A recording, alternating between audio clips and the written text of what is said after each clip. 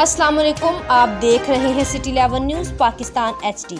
खबर शामिल करते हैं जड़ांवाला से। हमारे नुमाइंदा मोहम्मद शफीक की रिपोर्ट के मुताबिक पाकिस्तान तहरीक इंसाफ के रहनुमा साबका सूबाई वजीर चौधरी ज़हीरुद्दीन खान मेंबर सूबाई असम्बली हल्का PP 99 चौधरी अली अख्तर खान से चेयरमैन ज़कात कमेटी चक नंबर 66 गाबे मोहम्मद अजहर अमीन खान और दीगर से मुलाकात। मौजूदा सियासी सूरत हाल पर तबादला ख्याल।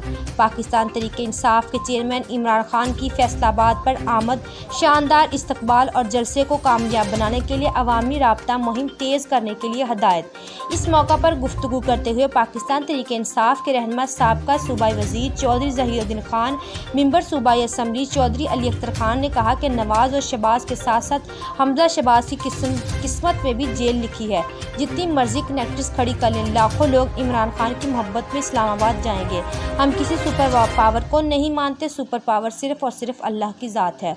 उन्होंने मजीद कहा कि इस्लामाबाद में एक ही आवाज़ होगी, हुकूमत नामंजूर, चोर चोर के नारे उनका साकब जारी रखेंगे जब तक ये लोग लूटी गई मुल्की दौलत खजाने में जमा नहीं करवाते।